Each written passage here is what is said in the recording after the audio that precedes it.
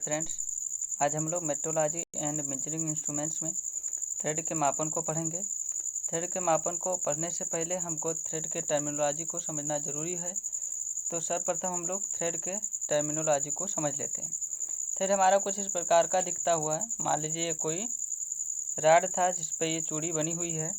अब इस चूड़ी में जो सबसे ऊपरी बिंदु होता है उसको हम बोलते हैं क्रेस्ट, और जो सबसे नीचे होता है उसको हम क्या बोलते हैं, यहाँ पर इसको बोलते हैं रूट। यानी सबसे ऊपरी बिंदु को क्रेस्ट और सबसे अंदर के बिंदु को क्या बोलते हैं, रूट बोला जाता है। और यदि सबसे ऊपरी बिंदु ऊपर से ले लें और सबसे ऊपरी बिंदु नीचे से ले लें तो इनके बीच का जो डायमीटर होता है उसको हम क्या बोलते हैं, मेजर डायमीटर या दीर्घ व्यास बोला जाता है। और सबसे नीचे यानी कि रूट से रूट के बीच की जो ऊर्ध्वाधर दूरी है इसको क्या बोला जाता है, माइनर डायमीटर या लघु व्यास। और यानी कि क्रेस्ट से क्रेस्ट के बीच की ऊर्ध्वाधर दूरी मेजर डायमीटर और रूट से रूट के बीच की ऊर्ध्वाधर दूरी माइनर डायमीटर कहलाती है। इसके बाद आता है पिच डायमीटर। पिच रेखा को हम लोग लगभग इस थ्रेड के यहाँ बीचों बीच से होकर के मान सकते हैं। लगभग इसको माना जाता है कि यानी कि रूट और क्रेस्ट के लगभग ये बीच से होकर के जाता है। यानी कि यहाँ से पिच रेखा और नीचे से पिच रेखा ले लें तो इनके बीच की जो ऊर्ध्वाधर दूरी होती है उसको क्या बोलते हैं हम लोग, पिच डायामीटर बोलते हैं। पिच डायामीटर या पिच व्यास। और ये थ्रेड जितनी गहरी होती है, जैसे रूट से और क्रेस्ट के बीच की जो ऊर्ध्वाधर दूरी होती है उसको हम क्या बोलते हैं, थ्रेड का डेप्थ बोला जाता है, DPTH डेप्थ। ये यहाँ से यहाँ तक की दूरी ये थ्रेड का डेप्थ कहलाता है। और पिच क्या होता है, पिच के लिए किसी भी एक थ्रेड के किसी भी बिंदु को ले लें और उसके बगल के थ्रेड के उसी बिंदु के बीच की जो इस थ्रेड की अक्ष के दिशा में दूरी होती उसी को क्या बोला जाता है, पिच। यानी कि किसी एक थ्रेड के किसी भी बिंदु से उसके नज़दीकी थ्रेड के संगत बिंदु के बीच की जो दूरी होती है उसी को क्या बोला जाता है, पिच बोला जाता है। ये दूरी इस थ्रेड की अक्ष के समांतर ली जाती है। उसके बाद आता है थ्रेड एंगल।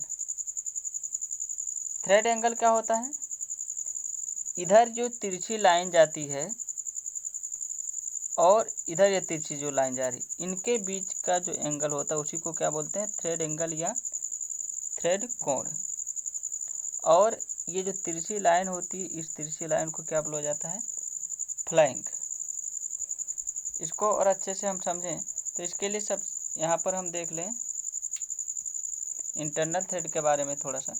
जैसा कि अगर जो एक्सटर्नल थ्रेड है तो ये रूट से रूट के बीच की दूरी क्या कहलाएगी, मेजर डायमीटर। और क्रेस्ट से क्रेस्ट के बीच की दूरी मेजर डायमीटर और रूट से रूट के बीच की दूरी क्या कहलाएगी, माइनर डायमीटर।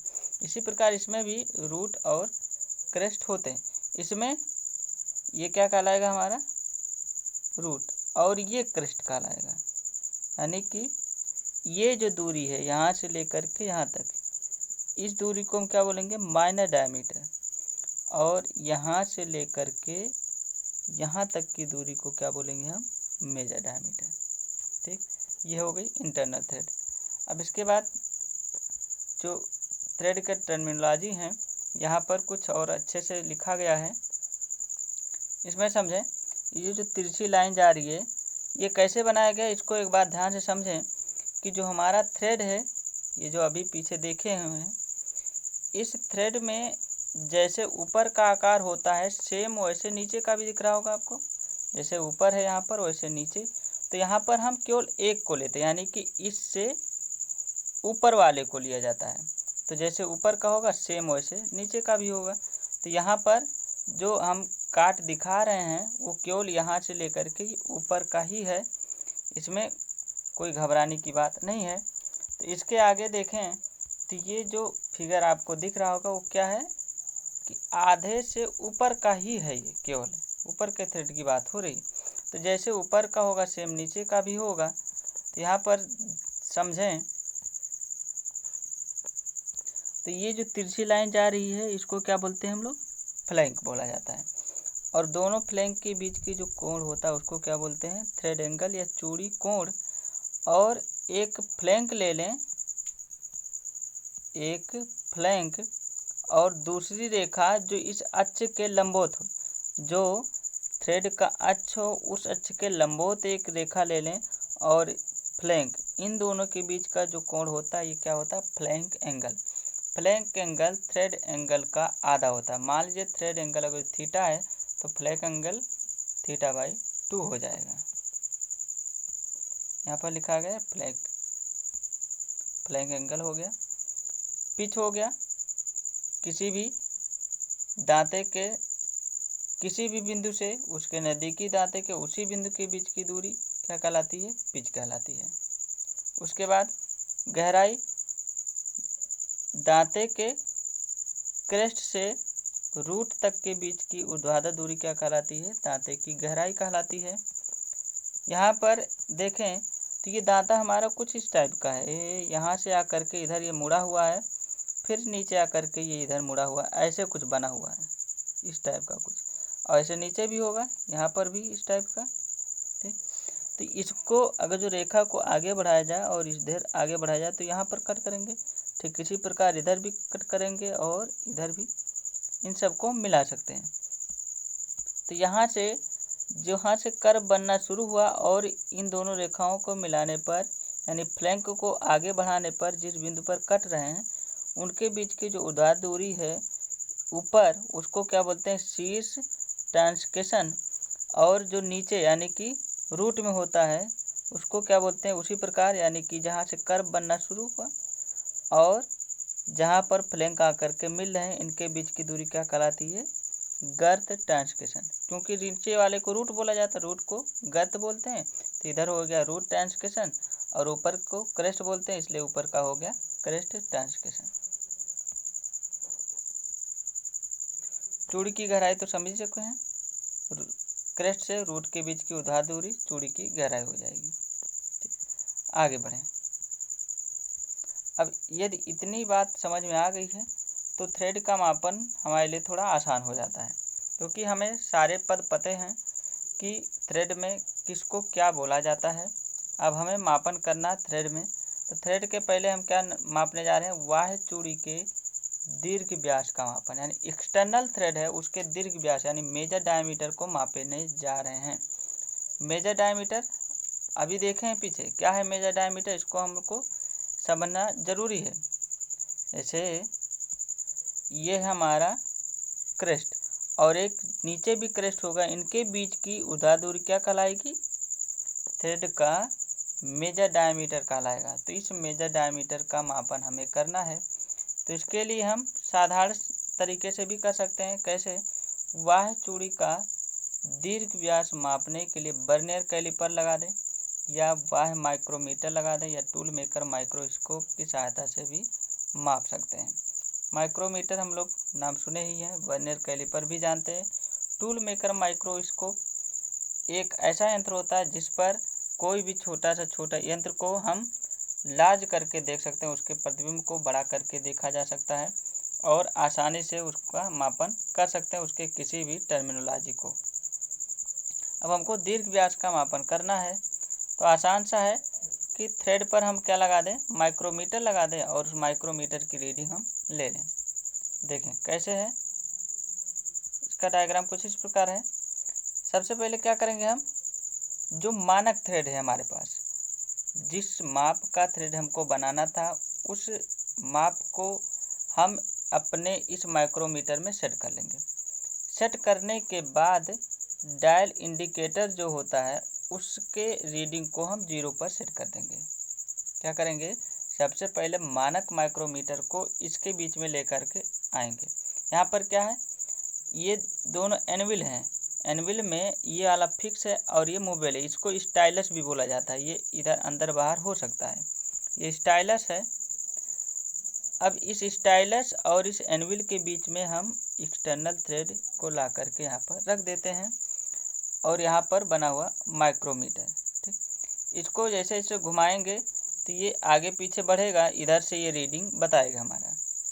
अब यदि जो हम डायमीटर बना करके लेकर के आए हैं, जो थ्रेड है हमारे पास, यदि उसका मेजर डायमीटर मानक थ्रेड से कम या ज़्यादा है तो यहाँ पर रीडिंग वो बताएगा हमको। मानक थ्रेड को ला करके बीच में सबसे पहले सेट कर लेंगे। सेट करने के बाद डायल इंडिकेटर का रीडिंग 0 पर सेट कर लेंगे। उसके बाद उस मानक थ्रेड को हम निकाल लेंगे। अब जिस थ्रेड का मापन करना होगा उसको इस बीच में ला करके रखेंगे। यदि वो माप स्टैंडर्ड थ्रेड से थोड़ा बहुत भी डिफरेंस होगा तो यहाँ पर स्टाइलस आगे पीछे होगा, जिससे यहाँ पर डायल इंडिकेटर रीडिंग बताएगा और उस रीडिंग को हम नोट कर लेंगे। वही क्या होगा, हमारा एरर होगा कि इस थ्रेड में कितना एरर है, और अगर जो एक्सेप्टेबल रहेगा तो उसको हम आगे बढ़ा देंगे, नहीं तो वहीं पर इसको रिजेक्ट कर दिया जाएगा।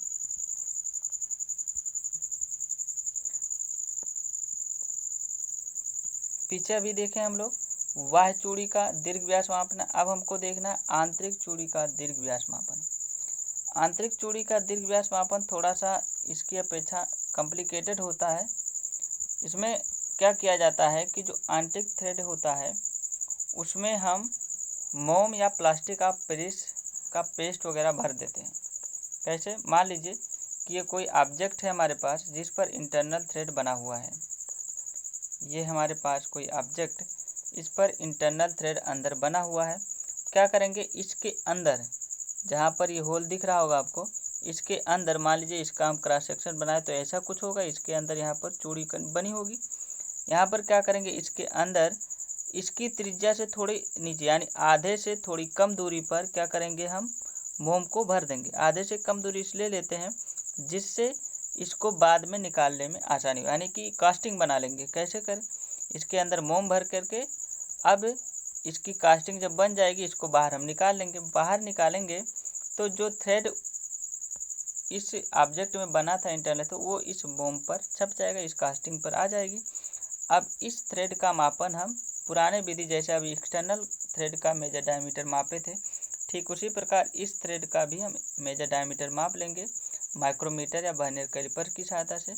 और वही माप क्या हो जाएगी, हमारी इंटरनल डायमीटर की मेजर डायमीटर हो जाएगी, इंटरनल थ्रेड की मेजर डायमीटर।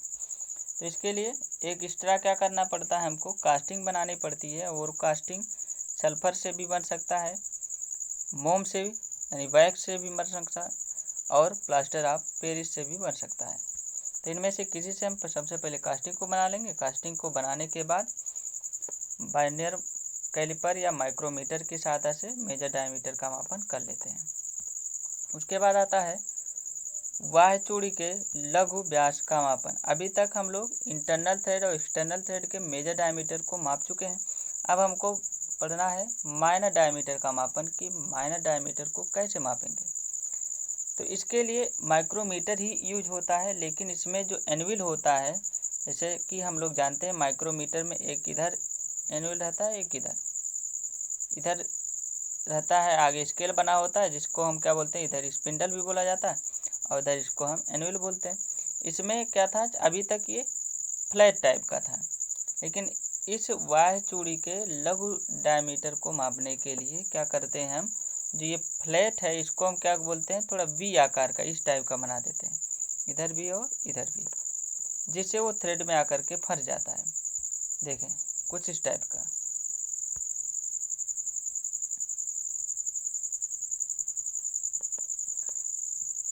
ये माइक्रोमीटर की एनुअल दिखाई गई है ऊपर या नीचे। ठीक, ये वी आकार की होने के कारण ये इसके रूट तक आ गया है और इधर भी रूट तक आ गया।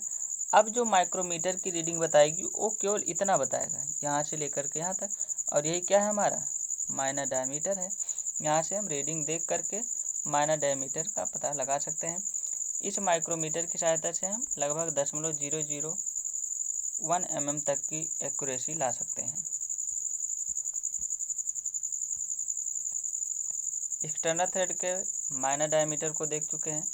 अब हमको देखना है इंटरनल थ्रेड के माइनर डायमीटर को, कि इंटरनल थ्रेड का माइनर डायमीटर हम लोग कैसे मापेंगे। क्या किया जाता है, छोटी आंतरिक चूड़ियों का लघु व्यास मापने के लिए टेपर समतल का प्रयोग किया जाता है, और बड़ी चूड़ी है तो उसके लिए 2 स्टैंडर्ड रोलर यानी मानक रोलर और स्लिप गेज सेट का प्रयोग किया जाता है। देखते हैं कैसे मापेंगे। मान लीजिए कि कोई इंटरनल थ्रेड है जिस पे जो चूड़ी है वो छोटी है, और यदि मेजर है मतलब बड़ा है चूड़ी तो उसके लिए दूसरी विधि अपनाते हैं। अगर जो छोटी चूड़ी है तो उसके लिए हम क्या करते हैं, 2 टेपर समतल लेकर के आते हैं। टेपर समतल को सबसे पहले एक टेपर समतल, मान लीजिए इंटरनल थ्रेड है, काट करके दिखाया गया, एक टेपर समतल को सबसे पहले अंदर रख लेंगे। रखने के बाद दूसरे टेपर समतल को हम अंदर खिसकाते जाते हैं, अंदर खिसकाते जाएंगे। अब इधर ये पतला वाला भाग आया था और इधर इसका पतला वाला भाग पहले से जा रहा है। अब इसको खिसकाते जाएंगे जब अंदर, तो एक समय ऐसा आएगा कि एकदम फिट बैठ जाएगा। फिट बैठने के बाद क्या करेंगे, उसको हम बाहर निकालेंगे और इसका जो माप होगा यहाँ पर, ये माप हम ले लेंगे और यही क्या बताएगा हमारा, ये माइनर डायमीटर बताएगा। और यदि मान लीजिए कि यही इंटरनल थ्रेड थोड़ा बड़ा है तो उसके लिए क्या करेंगे, हम 2 स्टैंडर्ड रोलर ले आएंगे। स्टैंडर्ड रोलर को उसके अंदर रख देंगे जैसा कि यहाँ पर रखा गया, और उनके बीच में हम स्लिप गेज ब्लॉक को रखेंगे, सेट कर देंगे। स्लिप गेज की रीडिंग तो उस पर लिखी रहती है कितनी मोटाई का है। स्लिप गेज का मान लीजिए कि ये जो हम सेट लगा रहे हैं उसकी ऊंचाई मान लीजिए h है टोटल, और इस जो रोलर है इस रोलर की डायमीटर मान लीजिए d है, तो ये d और ऊपर d कितना हो जाएगा 2d, तो h प्लस 2d क्या हो जाएगा, इंटरनल थ्रेड का माइनर डायमीटर हो जाएगा यहाँ से। यानी कि यदि हमको छोटे थ्रेड की, इंटरनल थ्रेड है छोटा है उसका माइनर डायमीटर ज्ञात करना है तो उसके लिए हम टेपर समतल से ज्ञात कर सकते हैं। और यदि वही थ्रेड थोड़ा बड़ा है तो उसके लिए हम क्या करेंगे, 2 स्टैंडर्ड रोलर इस प्रकार लगा करके इसमें दोनों रोलरों के बीच स्लिप गेज सेट लगा देंगे, जिससे हमको इस माइनर डायमीटर का पता लग जाएगा। जो रोलर हम यूज करेंगे उसका तो डायमीटर हमें पता ही रहेगा, मान लीजिए उसका डायमीटर स्मॉल d है, और जो स्लिप गेज ब्लॉक की ऊंचाई है यानी मोटाई वो मान लीजिए h है, तो कितना हो जाएगा टोटल लघु डायमीटर, यानी माइनर डायमीटर हो जाएगा 2d प्लस h।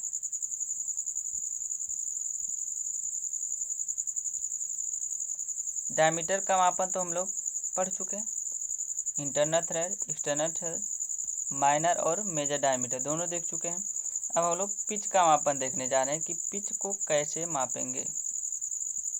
सबसे पहले वाह्य चूड़ी का देखेंगे, वाह्य चूड़ी का पिच मापन, measurement of pitch of external thread. देखें एक यंत्र है हमारे जिस पिच मापन कुछ इस टाइप का,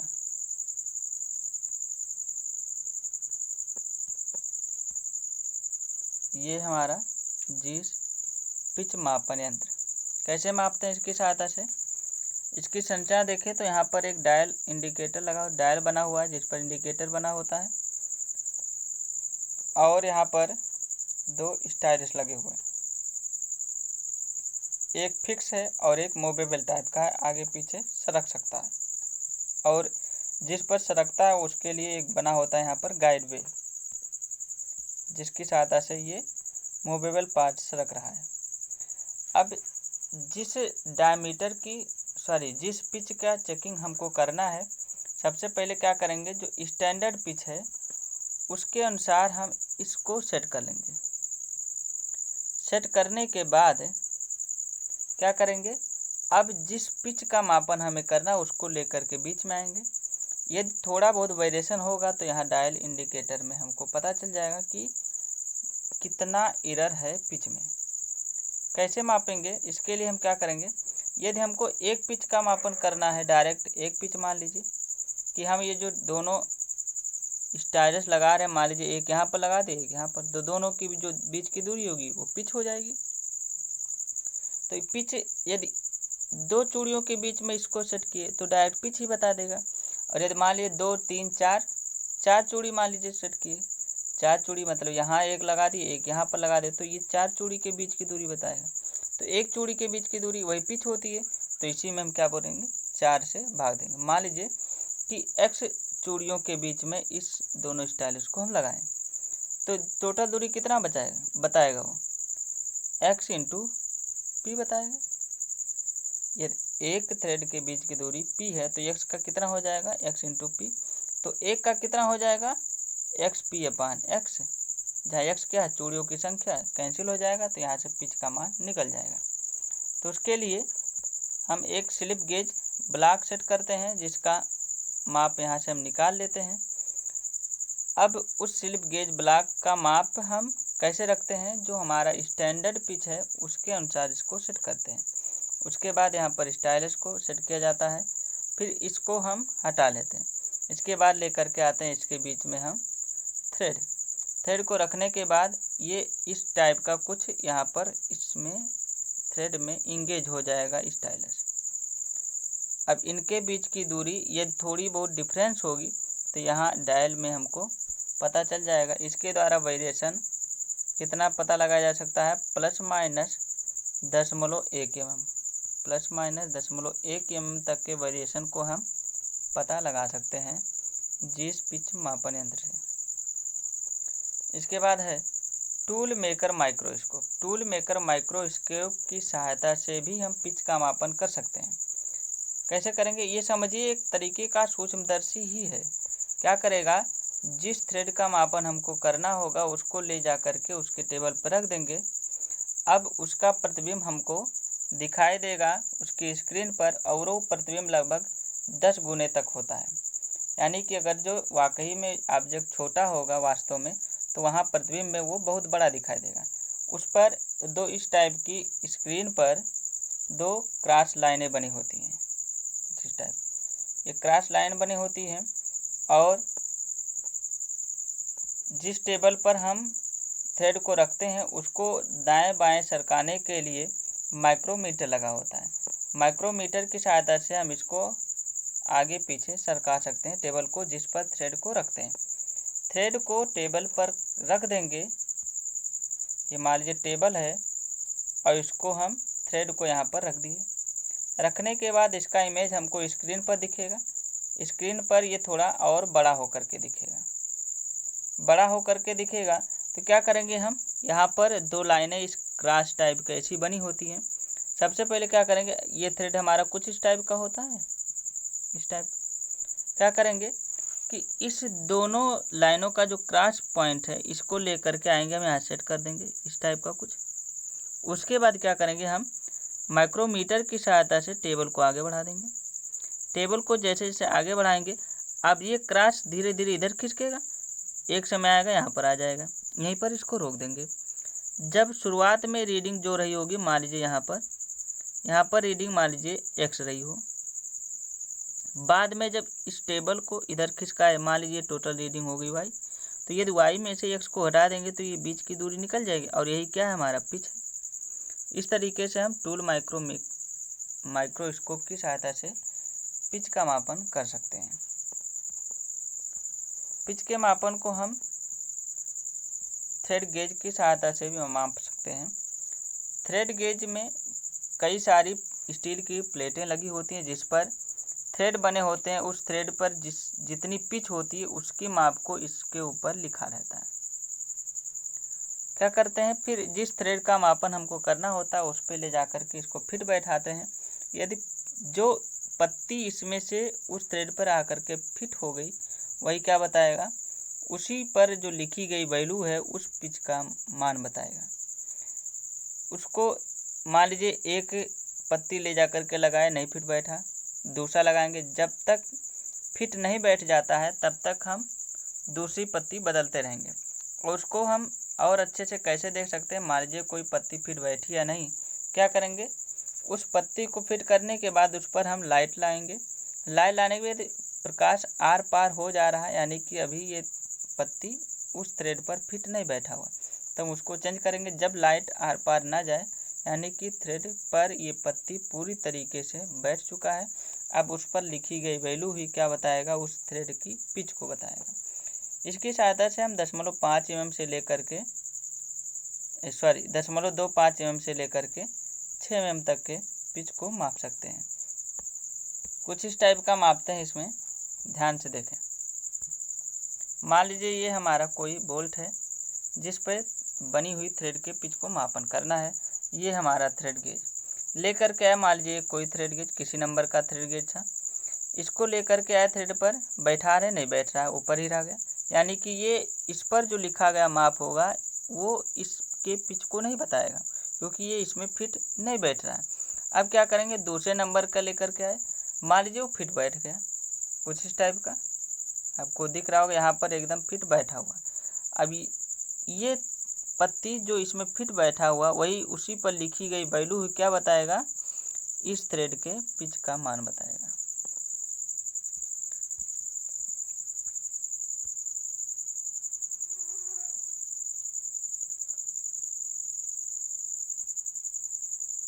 थ्रेड के पिच को एक दूसरे मशीन से भी माप सकते हैं, चूड़ी पिच मापन मशीन। क्या करते हैं, इसमें दो सेंटर के बीच में जिस ऑब्जेक्ट में बनी हुई थ्रेड के पिच को मापना होता है उसको लेकर के आएंगे, इसमें सेट कर देंगे। सेट करने के बाद यहाँ पर दिख रहा होगा एक ऊपर डायल सूचक या डायल इंडिकेटर, इस पर वैल्यू को इंडिकेट किया जाता है, वैल्यू यहाँ पर दिखती है। और इस पर नीचे एक दिख रहा होगा, ये लंबा सा पार्ट, ये होता है स्टाइलस, ये ऊपर नीचे गति कर सकता है। यहाँ पर ये है माइक्रोमीटर और ये बना हुआ इस पर थ्रेड। माइक्रोमीटर को जैसे आगे पीछे इसे घुमाते जाएंगे, ये हमारा आगे पीछे सरकता जाएगा, ठीक, ये स्टाइलस हमारा आगे पीछे सरकता चला जाएगा। ये तो जो ऑब्जेक्ट है एक जगह फिक्स है दो सेंटरों के बीच में। अब माइक्रोमीटर जैसे जैसे घुमाएंगे ये स्टाइलस दाएं बाएं खिसकेगा। कैसे खिसकेगा, मान लीजिए थ्रेड कुछ इस टाइप की होगी, ऐसे लेकर के आए, यहाँ पर सेट कर दिए इस स्टाइलस को। सेट करने के बाद इस स्टाइलस पर जो डायल इंडिकेटर की रीडिंग होगी उसको भी शून्य कर देंगे। उसके बाद माइक्रोमीटर की रीडिंग को भी शून्य कर देंगे। शून्य करने के बाद माइक्रोमीटर को घुमाएंगे। अब ये स्टाइलस क्या करेगा, आगे बढ़ना चाहेगा, इधर इसको इधर घुमा रहे हैं तो स्टाइलस इधर जाएगा। इधर जाते समय ये थोड़ा ऊपर भी उठेगा, स्टाइलस ऊपर नीचे हो सकता है, थोड़ा ऊपर भी उठेगा, उठते उठते इधर पहुँचा, फिर नीचे आएगा। नीचे आने के बाद फिर यहाँ पर आ जाएगा, यहाँ पर आएगा तो सेम उसी पोजीशन पर आ गए, यानी कि यहाँ पर रीडिंग ये 0 बताएगा। तो जिस समय पोजीशन सेम आ जाएगा उस समय डायल इंडिकेटर का रीडिंग सेम हो जाएगा, यानी कि 0 ही हो जाएगा। यानी वहीं पर अब रोक देंगे। रोकने के बाद इस माइक्रोमीटर पर जो माप हमको दिखेगी वही क्या हो जाएगा, इस थ्रेड के पिच का मान हो जाएगा। एक बार फिर से देख लें। क्या करेंगे, सबसे पहले जिस थ्रेड का मापन हमको करना है दो सेंटर के बीच में ला करके इस प्रकार फिक्स कर देंगे। फिक्स करने के बाद माइक्रोमीटर की सहायता से स्टाइलस को आगे पीछे सरकाएंगे। यहाँ पर सरकाते समय ये स्टाइलस ऊपर नीचे भी गति करेगा। ले करके आएंगे, इस स्टाइलस को कुछ इस टाइप का बनाते हैं कि ये नीचे इसके रूट तक आ जाए। ऐसा ना हो कि उसको थोड़ा चौड़ा हो गया है और इसके रूट तक आ ही नहीं रहा, ऐसा रहता है कि ये इसके रूट तक पहुंच जाए स्टाइलस। उसके बाद जब माइक्रोमीटर को हम घुमाते हैं, इस पर सेट करने के बाद डायल इंडिकेटर और माइक्रोमीटर की रीडिंग को शून्य कर लेते हैं। शून्य करने के बाद जब माइक्रोमीटर को घुमाएंगे तो ये स्टाइलस आगे बढ़ेगा। आगे बढ़ने के बाद एक समय ऐसे आएगा फिर उसी पोजीशन पर आ जाएगा, यानी रूट पर आ जाएगा। रूट पर आने के बाद डायल इंडिकेटर का जो मान होगा वहाँ पर फिर शून्य बताएगा, यहाँ पर विक्षेप 0 हो जाएगा। 0 होने के बाद वहीं पर रोक करके हम माइक्रोमीटर की रीडिंग को नोट कर लेंगे, वही क्या हो जाएगा, इस चूड़ी के पिच का मान।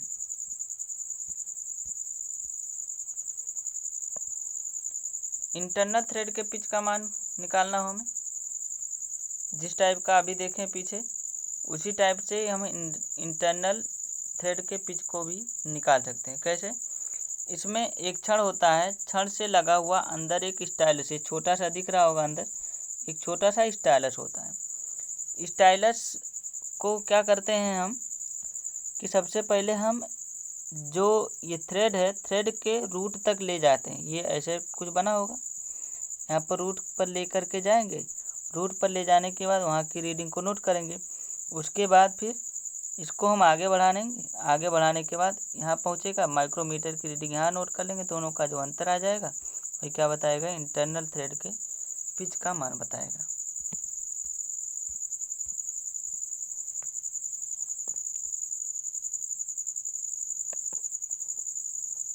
अगला हमारे पास कि एक्सटर्नल थ्रेड है तो उसके पिच डायमीटर का मापन हमें करना हो तो कैसे करेंगे। इसकी हमारे पास दो विधि हैं। एक को बोलते हैं 2 तार विधि और दूसरे को बोला जाता है 3 तार विधि, यानी 2 wire method and 3 wire method. किसके लिए, पिच व्यास के मापन के लिए। पिच व्यास क्या होती है, पिच लाइनों के बीच की ऊर्ध्वाधर दूरी को क्या बोलते हैं, पिच व्यास बोलते हैं। जैसे कि यहाँ पर ये बीच से होता हुआ जाएगा ये पिच लाइन, और नीचे भी एक होती जाएगी पिच लाइन।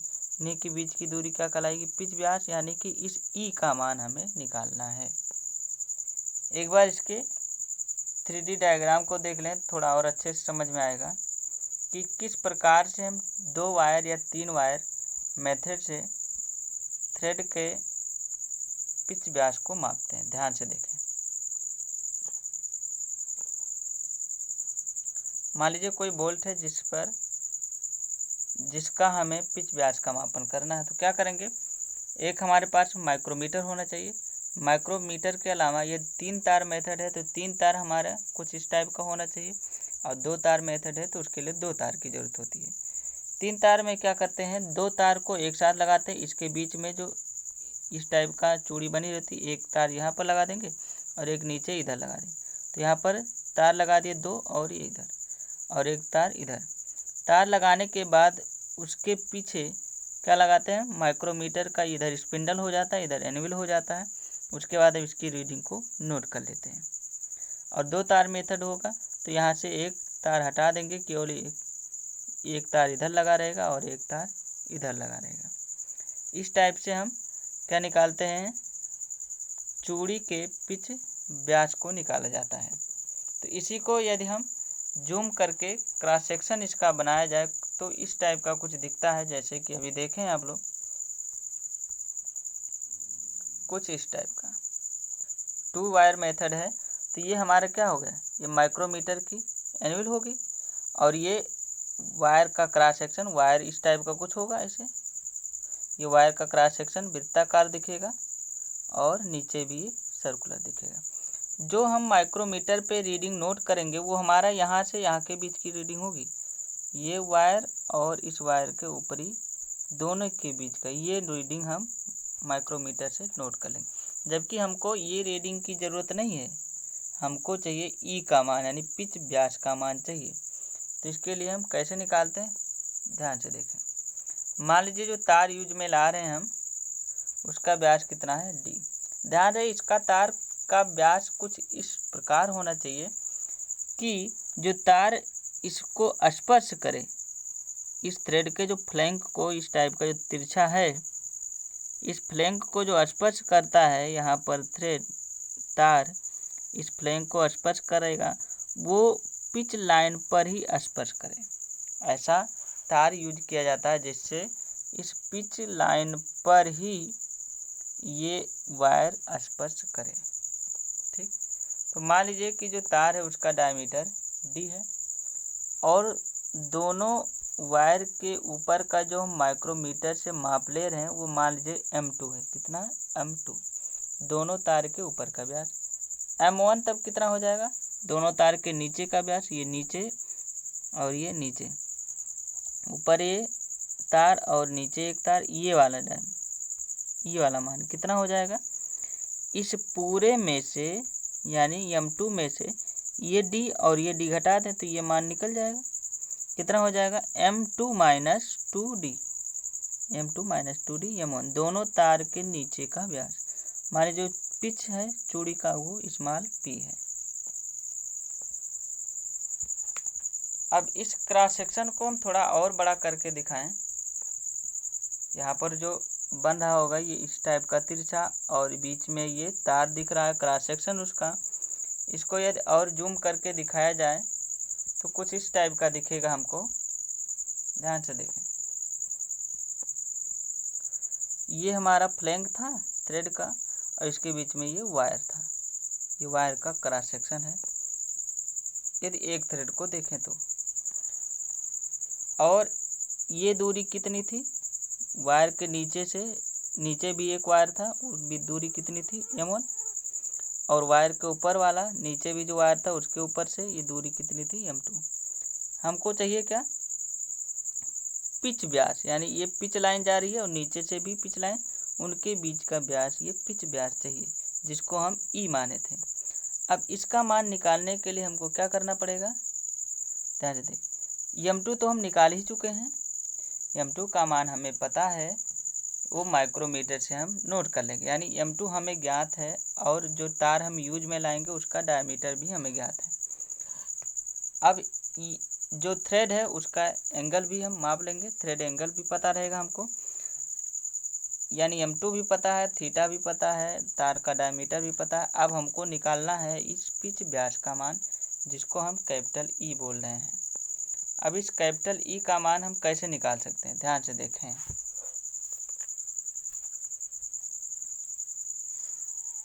यदि इस पूरे में से, ध्यान से देखें, ये यहाँ से यहाँ तक ये ई है, यदि हम m1 में ये ए क्यू जोड़ दें, ये पॉइंट ओ है, पॉइंट ओ से एक हम त्रिज्या खींचे हैं जो कि स्पर्श बिंदु को टच कर रहा है। स्पर्श बिंदु को जहाँ टच करेगा तो वो लंबवत ही होगा, किसी भी वृत्त पर स्पर्शी है उस पर यदि सेंटर से हम मिलाएं तो जो एंगल बनता है स्पर्शी और इस त्रिज्या के बीच कितना होता है, 90 डिग्री, यानी कि ये एंगल जितना होगा ये 90 डिग्री ही होगा, और ये एंगल भी 90 डिग्री ही होगा। और ये पिच रेखा जो जा रही है यहाँ पर, ये कितना मान लीजिए यहाँ पर बी और ये सी, ठीक। ये ई हो गया, ये डी हो गया, ये ओ है, ये क्यू, और जो सबसे वायर का सबसे नीचे का बिंदु ए है, और ये जो रूट है वो मान लीजिए पी है, और इस थ्रेड का एंगल मान लीजिए थीटा है, ये पूरा थीटा। यदि हम इस पिच व्यास में, पिच व्यास तो हमें पता नहीं रहेगा, लेकिन यदि इस पिच व्यास को निकालना है तो इस m2 में से, इस m2 में से ये इतना मान घटा दे, ये इतना, तो हमें निकल जाएगा ये का मान। तो यदि इतना ऊपर है तो इतना नीचे भी होगा, यानी इतना का दोगुना यदि m2 में से घटा दें तो हमारा ई का मान निकल जाएगा। यानी कि हमको चाहिए क्या,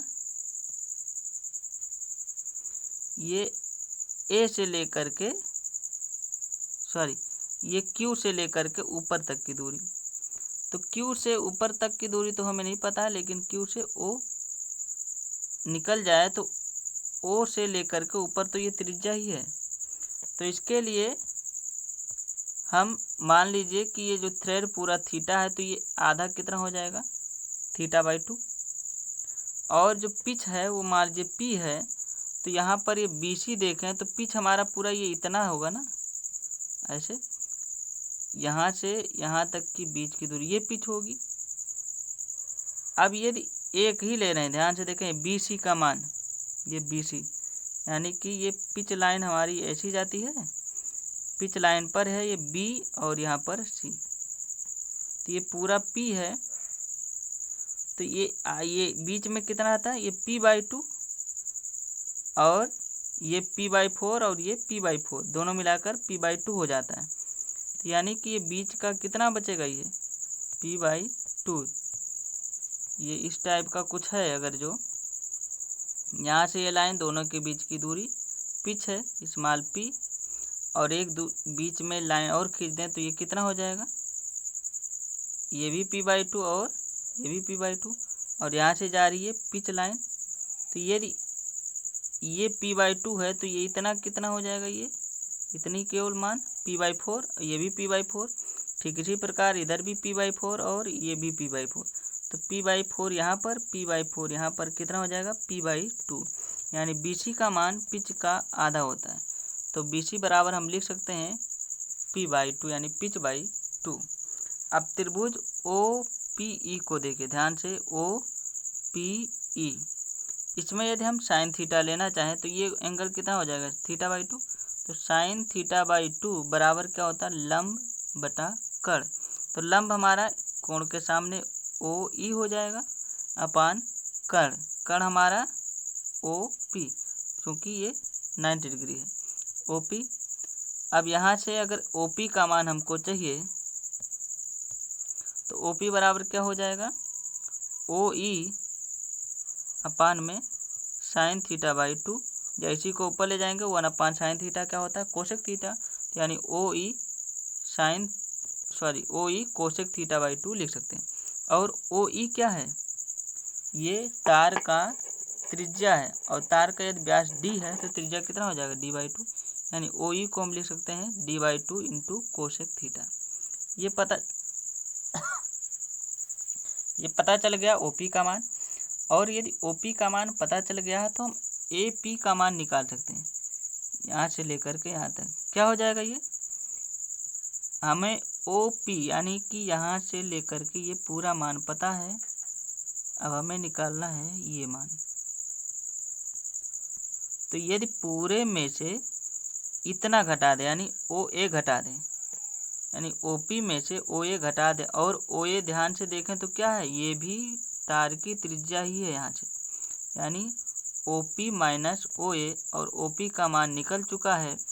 तो OP कितना है d/2 cosec θ/2 minus d/2, d/2 यहाँ भी d/2 यहाँ भी कॉमन हो जाएगा, क्या बचेगा d/2 कोष्टक में कोसेक θ/2 माइनस 1। यहाँ से पता चल गया हमारा AP का मान, ये मान।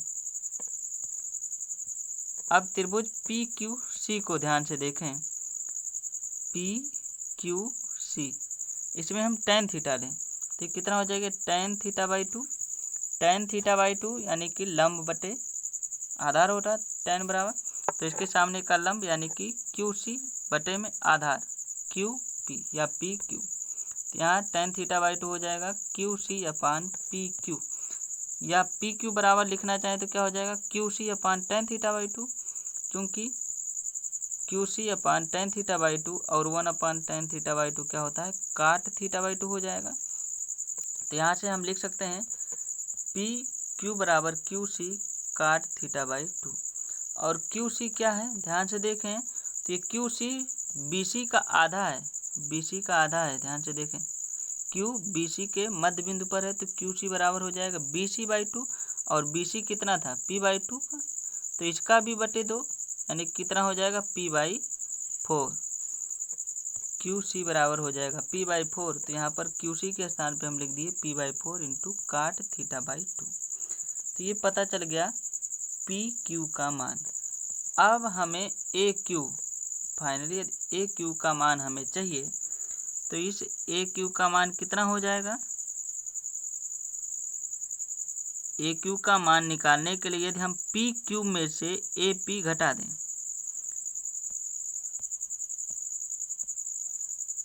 AQ चाहिए तो इस यहाँ से लेकर के यहाँ तक PQ में से AP घटा दें तो AQ तो निकल ही जाएगा। तो यहाँ से हमारा AQ क्या हो जाएगा PQ माइनस AP, और PQ का मान यहाँ निकाले हुए P/4 इंटू काट θ/2, और AP भी निकाल चुके हैं d/2 कोष्टक में कोसेक θ/2 माइनस 1। यहाँ से निकल जाएगा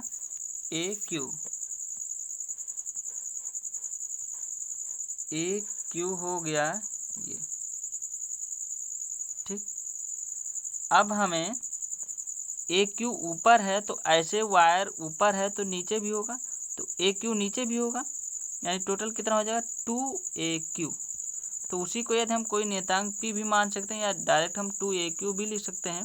तो यहाँ से हो जाएगा कितना, नियतांक P का मान हो जाएगा 2AQ, क्योंकि एक वायर ऊपर एक वायर नीचे, तो दोनों हो जाएगा ऊपर AQ नीचे AQ, कितना हो जाएगा 2AQ, यानी कि इसी ए क्यू में 2 का गुणा कर देंगे।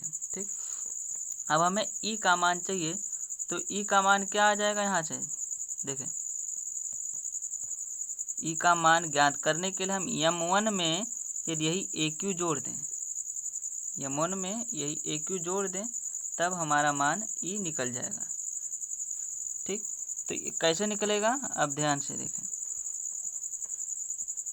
M1 में हम ए क्यू यानी 2AQ, ऊपर भी AQ नीचे भी जोड़ देंगे, यानी कि कैपिटल P मतलब 2AQ जोड़ दिए, कितना हो जाएगा, M1 बराबर पीछे निकाल चुके हैं M2 - 2D है, तो M1 के स्थान पर हम रख देंगे M2 - 2D और इस P का मान हम यहाँ पर रख देंगे। तो यहाँ से हमारा इफेक्टिव डायमीटर निकल जाएगा या पिच व्यास निकल जाएगा। यहाँ से M2 हमें पता रहेगा, पिच तो पता ही रहेगा, वायर का डायमीटर भी पता रहेगा और थीटा भी पता रहेगा।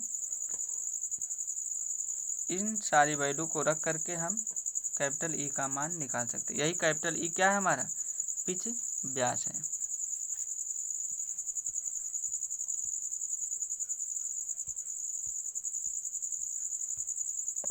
अब इसी प्रकार से कुछ मिलता जुलता ये भी है, 3 वायर मेथड। 3 वायर मेथड में 3 तार लगाएंगे। 3 तार लगाने से ये एक फ़ायदा मिलता है कि जो एनविल होती है वो एक दूसरे के आमने सामने ही पड़ती हैं, जबकि 2 वायर मेथड में आमने सामने नहीं, थोड़ी सी तिरछी हो जाती है, जिससे माप थोड़ी बहुत इरर आती है। इसलिए हम अधिकतर 3 वायर मेथड का प्रयोग करते हैं। पिछले की बात यहाँ पर भी है, ये ऊपर एक वायर दिखाया गया, ऐसे नीचे भी होगा। हमको निकालना पिच व्यास का मान, ये पिच लाइन जा रही है, नीचे भी पिच लाइन जा रही है, इन्हीं के बीच की दूरी क्या है, ये ई, इसी का मान हमको चाहिए। जो डायमीटर हम निकालेंगे माइक्रोमीटर की सहायता से, वो यहाँ से लेकर के, यानी कि इस वायर के ऊपर से नीचे भी जो वायर होगा उसके ऊपर से बीच की दूरी निकलेगा, जिसको हम मान लीजिए कैपिटल M है, यानी कि वायर के ऊपरी सतह से बीच की लंबवत दूरी क्या है, ये कैपिटल M। और इफेक्टिव डायमीटर जिसको हमें निकालना है यानी पिच व्यास, उसको मान है कैपिटल E। और जो दांते की गहराई हो कितना है, कैपिटल H। थ्रेड की गहराई यानी चूड़ी की गहराई कितना है, कैपिटल H। और पिच कितना है, स्मॉल p। मान लीजिए कि जो इस वायर का सेंटर है वो है, O से हम इस पिच रेखा पर एक लंब डाल रहे हैं जो बिंदु B पर कट कर रहा है, और यहाँ पर एक बिंदु C है और नीचे है एक A बिंदु। मान लीजिए जो थ्रेड का एंगल हो थीटा है, तो ये आधा कितना हो जाए, θ/2, या ये इसको भी हम लिख सकते हैं θ/2। Q से लेकर के C के बीच की दूरी हम कितना लिख रहे हैं, मान लीजिए वो स्मॉल h है। अब हमें चाहिए कैपिटल E का मान, कैपिटल E का मान चाहिए, जबकि हमें कैपिटल M का मान पता है। कैसे निकालेंगे, देखें, यदि हम टोटल M में से, ये टोटल M है, यहाँ से लेकर के नीचे भी होगा, ऊपर H है, नीचे भी H होगा, टोटल M में से ये इतना मान घटा दें, इतना ऊपर भी इतना नीचे, यानी इसी का 2 गुना, तो ये कितना मान है, ये H प्लस, अगर जो इस वायर की त्रिज्या R है तो ये H प्लस R है, तो ऊपर H प्लस R तो नीचे भी H प्लस R, यानी 2H प्लस R हो जाएगा। यानी इस कैपिटल M में से 2 कोष्टक में H प्लस R घटा दें तो हमारा कैपिटल E का मान निकल जाएगा। अब हमें निकालना है स्मॉल h का मान। रेडियस तो पता ही रहेगी तार की, तार का रेडियस पता रहेगा, यानी कि हमें केवल पता करना है स्मॉल h का मान, यानी कि OC का मान हमें निकालना है। इस OC का मान कैसे निकालते हैं, देखें, यही OC का मान यानी स्मॉल h का मान पता चल गया तो हम कैपिटल E का मान आराम से निकाल सकते हैं। इसके लिए मान लीजिए कि त्रिभुज OAB लें। त्रिभुज OAB में ध्यान से देखें तो हम sin θ/2 यदि लगा दें, त्रिभुज OAB ये त्रिभुज, यानी ये इस टाइप का कुछ है, ये O है, A है, ये B है। ये पूरा एंगल कितना है, थीटा, तो ये एंगल कितना हो जाएगा, ये θ/2 हो जाएगा। अब sin θ/2 लगाएंगे तो कितना हो जाएगा, लंब बटे कर्ण यानी कि OB/AO, OB/AO। और OB हमें पता है, OB क्या है, स्टार का रेडियस है यानी R। तो यहाँ से आ जाएगा sin θ/2 बराबर OB/OA, या OA हमको निकालना है तो क्या लिख सकते हैं, OB/sin θ/2 लिख सकते हैं। sin θ/2 ऊपर है, लेके जाएंगे ऊपर इसको तो क्या हो जाएगा, कोसेक थीटा हो जाएगा। तो यहाँ से OB का मान पता है R है, तो R कोसेक θ/2 ये हो जाएगा OA का मान। और H का मान निकालना चाहें तो H का मान देखें, त्रिभुज ADF में कहाँ पर है, ADF, त्रिभुज ADF यही है। इसमें यदि हम tan θ/2 लें तो क्या हो जाएगा, AD tan θ बराबर लंब बटे आधा, यानी AD/DF ये दूरी, और DF क्या, यही तो है, ये थ्रेड की गहराई यानी कैपिटल H बराबर tan θ/2। तो AD क्या हो जाएगा, H इंटू tan θ/2।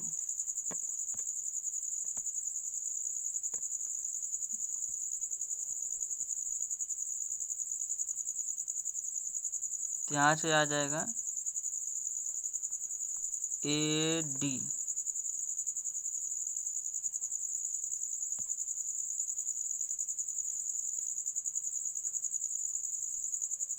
हाँ सॉरी, यहाँ पर एक गलती हो गई थी। tan θ बराबर क्या हो जाएगा, tan θ/2 AD/H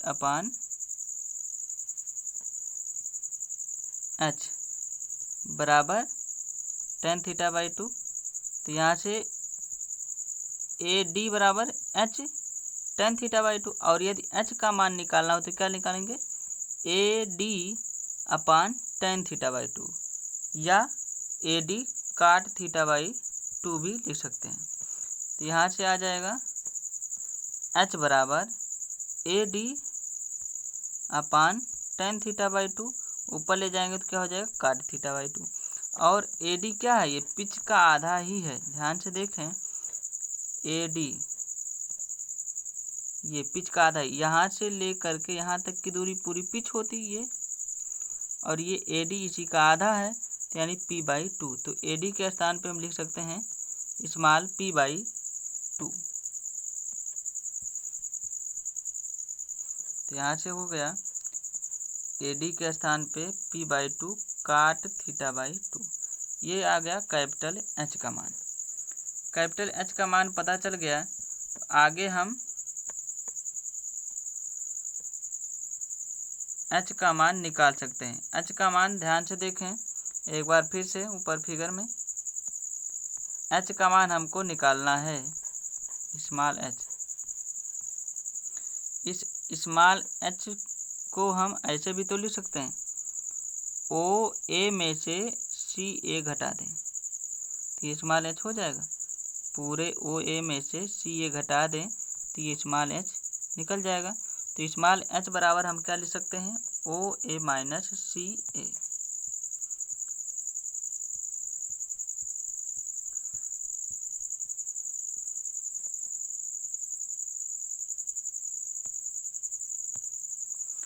OA minus CA, और CA बराबर क्या लिखा जा सकता है, H/2।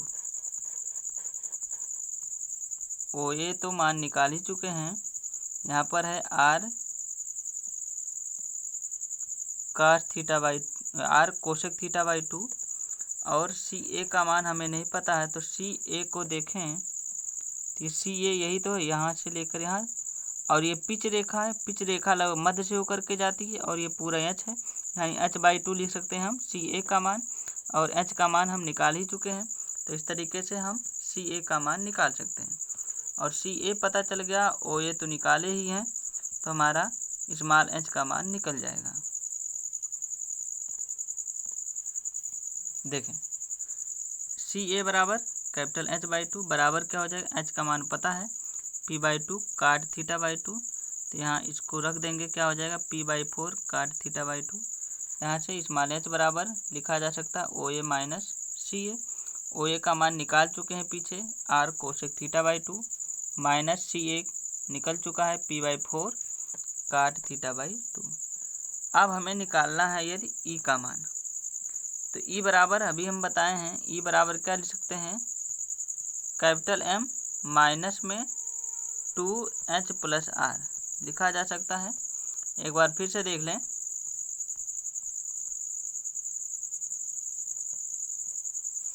ये M माइक्रोमीटर की सहायता से हम ज्ञात किए रखेंगे। उसके बाद इस M में से यदि ये इतना मान घटा दें, इतना मान क्या है, ये H प्लस R है, ये इतनी दूरी H है और ये वायर की त्रिज्या यानी R, H प्लस R हो गई। तो ऊपर H प्लस R है तो इसी प्रकार नीचे भी H प्लस R हो, यानी कि M में से टोटल कितना घटेगा, 2H minus H plus R। तो E बराबर हम लिख सकते हैं capital M minus 2H plus R। तो यहाँ से E बराबर capital M minus 2H plus R लिखा जा सकता है, या M बराबर लिखना हो तो क्या लिख देंगे, E plus 2H plus 2R लिखा जा सकता है। तो यहाँ से हो जाएगा कैपिटल M बराबर E plus 2H plus 2R। E का मान तो हमें निकालना ही, M का मान हमें पता ही रहेगा। H का मान निकाल चुके हैं, यहाँ पर रख देंगे R कोसेक θ/2। R का मान भी निकाल चुके हैं, कितना है पता ही रहेगा, ये वायर की त्रिज्या ही है, और ये H का मान यहाँ पर रख दिए 2R cosec θ/2 minus P/2 into काट θ/2।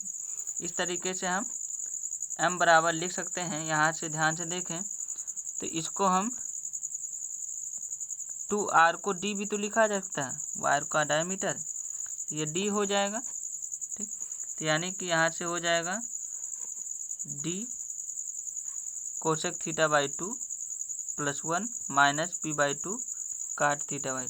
यहाँ पर भी है 2R, यहाँ पर भी 2R है, तो एक D यहाँ पर हो जाएगा, एक D यहाँ पर हो जाएगा।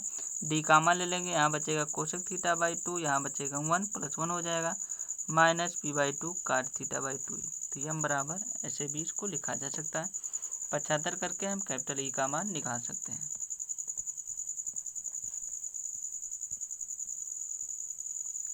अब जैसा कि पीछे हम बता चुके हैं कि जो वायर होना चाहिए वो कुछ इस प्रकार होना चाहिए कि वो पिच रेखा को स्पर्श करे, यानी कि इस फ्लैंक को जहाँ पर स्पर्श कर रहा है वो कहाँ पर स्पर्श करना चाहिए, इस पिच रेखा पर ही स्पर्श करना चाहिए। अब वायर का डायमीटर हम कितना रखें कि ये पिच रेखा पर ही इस फ्लैंक को स्पर्श करे। मान लीजिए वायर का डायमीटर स्मॉल r है,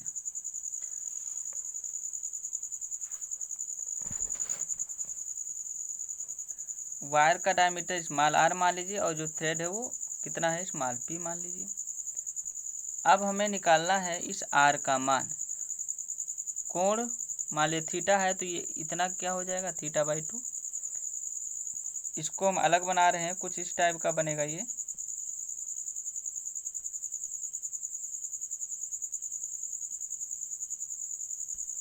ये कोण 90 डिग्री रहेगा, ये O है, ये A है, और इधर मान लीजिए कोई B तो माना गया है। यहाँ पर कुछ दूसरा मान लेते हैं, मान लीजिए ये N है, OAN। ये 90 डिग्री ही होगा क्योंकि ये स्पर्शी है, और स्पर्शी से जो त्रिज्या का कोण बनता है वो कितना होता है, 90 डिग्री होता है। ये 90 डिग्री हो गया, और ये कोण कितना है, θ/2, तो ये कोण कितना हो जाएगा, टोटल 180। तो ये 90 तो है ही है, यानी इन दोनों का योग भी 90 होना चाहिए। तो ये θ/2 है, तो ये कितना हो जाएगा, 90 माइनस θ/2, यानी इस एंगल को हम लिख सकते हैं कोण AO। ये वाला एंगल कितना लिख सकते हैं, 90 माइनस θ/2। अब हमें यदि निकालना है OA का मान, यानी कि रेडियस R का मान निकालना है, तो कैसे निकालेंगे। यहाँ से एक ये लंब गया है, यहाँ से ऐसे, जो कि बिंदु बी पर कट कर रहा है। यानी कि अब त्रिभुज हमारा कुछ इस टाइप का हो गया है। ये त्रिभुज देखना हमें ध्यान से, ओ ए बी, जिसमें कोण ओ ए ओ बी कितना निकल के आया है, 90 माइनस थीटा बाई 2। अब यदि हम साइन थीटा ले लें तो यानी कि यहाँ से एंगल लेंगे, कितना हो जाएगा, साइन 90 माइनस थीटा बाई 2 बराबर लिख सकते हैं हम लंब बटा कर्ण। तो इसके कोण के सामने लंब यानी ए बी बटे कर्ण ओ ए। हमें चाहिए क्या, ओ ए का मान। तो ओ ए का मान कितना हो जाएगा, ए बी अपान, अब sine 90 minus theta by 2, sine 90 minus theta क्या होता है, कास थीटा। तो यहाँ पर क्या हो जाएगा, कास थीटा बाई 2, यानी कि ओ ए बराबर A B upon cos theta by 2 हो जाएगा। इसी को हम क्या लिख सकते हैं, 1 अपान कास थीटा बराबर होता है सेक थीटा, यानी कि इसको लिखा जा सकता है सेक थीटा बाई 2।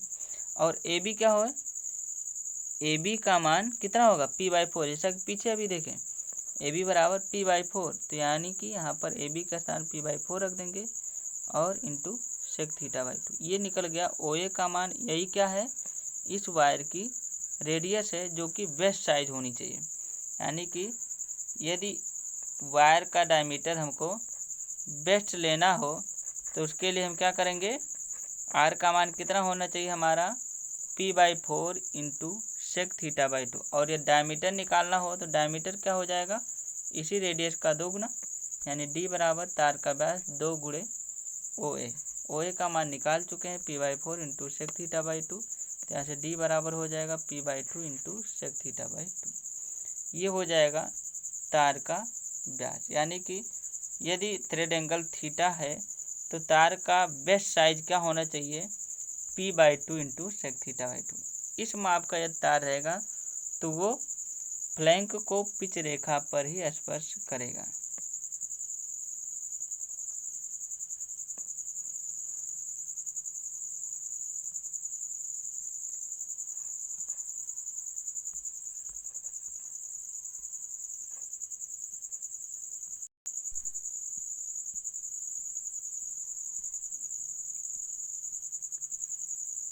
अगला है आंतरिक चूड़ी का पिच व्यास मापन। पीछे क्या देखे हम लोग, 2 वायर मेथड और 3 वायर मेथड से हम लोग बाह्य चूड़ी के पिच व्यास का मापन पढ़ लिए हैं। अब हम लोग को देखना है इंटरनल थ्रेड के पिच व्यास का मापन कैसे करेंगे। तो इसका फिगर कुछ इस प्रकार से दिया है। इसमें क्या होता है, 2 स्टाइलस कुछ इस टाइप के होते हैं जिनका जो नोक होता है वी टाइप के होते हैं, यानी वी आकार के 2 स्टाइलस होते हैं जिनको हम इंटरनल थ्रेड में फिट करा देते हैं। कैसे करवाते हैं, ध्यान से देखें। ये हमारा इंटरनल थ्रेड कुछ इस टाइप का होगा इधर, और इधर ये पूरा ब्लॉक होगा इस टाइप का। इधर एक स्टाइलस आएगा अंदर और इधर भी एक स्टाइलस आएगा। दोनों एक दूसरे से पी बाई 2 यानी पिच के आधे के दूरी पर होते हैं। यहाँ पर जैसे यहाँ पर एक होगा तो एक यहाँ पर होगा, तो इनके बीच की कुछ दूरी होगी। ये दूरी कितनी होती है, पिच का आधा। स्टाइलस का एंगल थ्रेड के एंगल के बराबर ही होता है, जिससे उस थ्रेड में आकर के स्टाइलस ठीक से फिट बैठ जाए। इनके बीच की दूरी हम क्या इस स्लिप गेज की सहायता से निकाल लेते हैं। स्लिप गेज सेट लगा देते हैं। उस स्लिप गेज की जो मोटाई होती है वही क्या हो जाएगी, इनके बीच की यहाँ की ये दूरी। मान लीजिए कि जो ये वी जबड़ा है, उस वी जबड़े की गहराई, जो स्टाइलस की गहराई है कितना है, कैपिटल डब्लू है। तो कैपिटल डब्लू इधर होगा तो कैपिटल डब्लू इधर भी होगा। हमें निकालना क्या है, पिच व्यास का मान।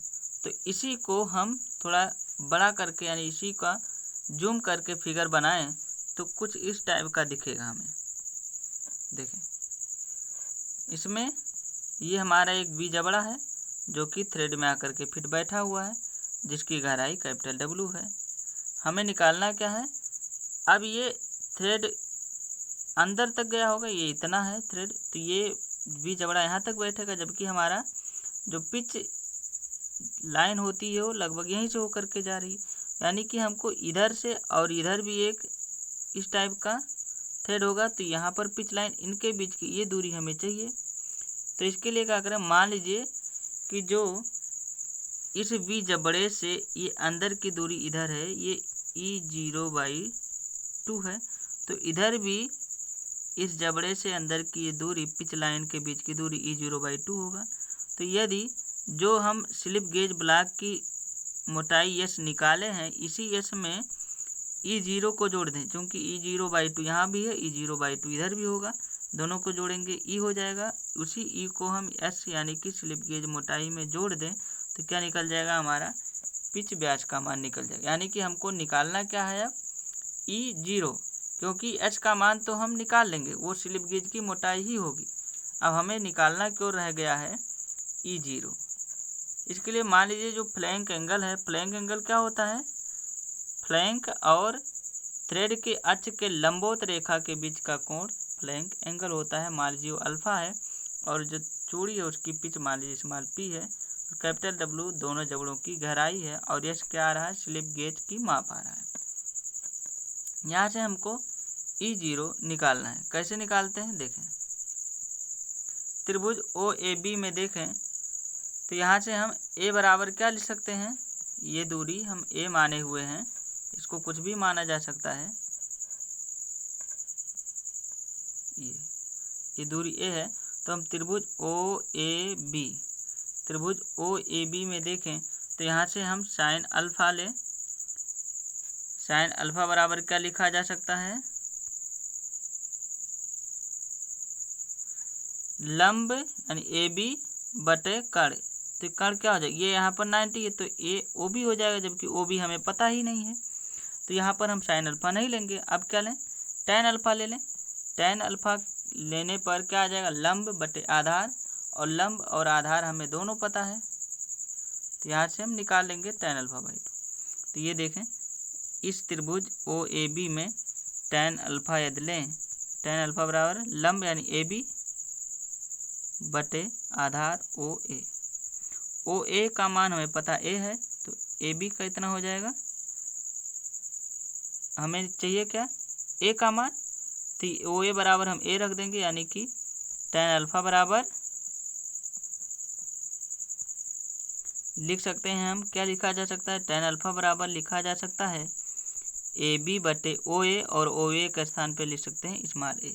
तो स्मॉल a चाहिए हमें, तो क्या निकालेंगे हम, AB इंटू टैन अल्फा, और AB क्या है, AB है हमारा पिच/4, पिच का चौथाई भाग, तो यानी AB का मान यहाँ से निकल है, कितना है, पिच/4 का। एक बार फिर से देख लें p/4 कैसे आया हुआ है, ये थ्रेड इधर ऐसे बढ़ेगा और ये ऐसे इधर भी बढ़ा होगा, तो ये यहाँ से बीच की ये जो दूरी होती है, ये पूरा होता है पिच, p का मान, ये यहाँ से ये वाली दूरी, ठीक। अब ये दूरी है p, तो ये इतनी दूरी p/2, और इतने का ये आधा है, इतना है p/2, तो इतने का भी AB आधा हो गया, यानी p/4 हो जाएगा। तो इसलिए AB बराबर p/4 हो जाए, और इस तरीके से हम स्मॉल a का मान निकाल लिए। स्मॉल a बराबर कितना हो जाएगा, p/4 काट अल्फा, क्योंकि a बराबर क्या आ रहा था, वो AB अपान में टैन अल्फा था, तो इस टैन अल्फा को ऊपर ले जाएंगे, काट अल्फा हो जाएगा, और AB का मान हम निकाल चुके हैं p/4, यानी A बराबर आ जाएगा p/4 काट अल्फा। अब A का मान पता चल गया, तो E0/2 का मान हम निकाल सकते हैं। यहाँ से देखें तो E0/2 बराबर हम क्या लिख सकते हैं, कैपिटल W में से A को घटा दे तो ये मान आ जाएगा, तो यहाँ से E0/2 बराबर लिखा जा सकता है capital W minus A, capital W minus A, तो E0 बराबर 2 into capital W minus A, या इसी को लिख सकते हैं 2W माइनस 2A। तो अब E आंतरिक पिच व्यास बराबर क्या हो जाएगा, S यानी स्लिप गेज ब्लॉक की माप प्लस E0 का मान निकाल चुके हैं 2W माइनस 2A, और A का मान हमें पता था कितना है, p/4 काट अल्फा। इसी में 2 का जब गुणा कर देंगे तो ये 2 से कैंसिल हो जाएगा, कितना बचेगा, p/2 काट अल्फा, तो यहाँ पर आ जाएगा p/2 काट अल्फा। इस तरीके से हम आंतरिक पिच व्यास भी निकाल सकते हैं। आज यहीं तक, इसके आगे हम लोग अगली क्लास में देखेंगे।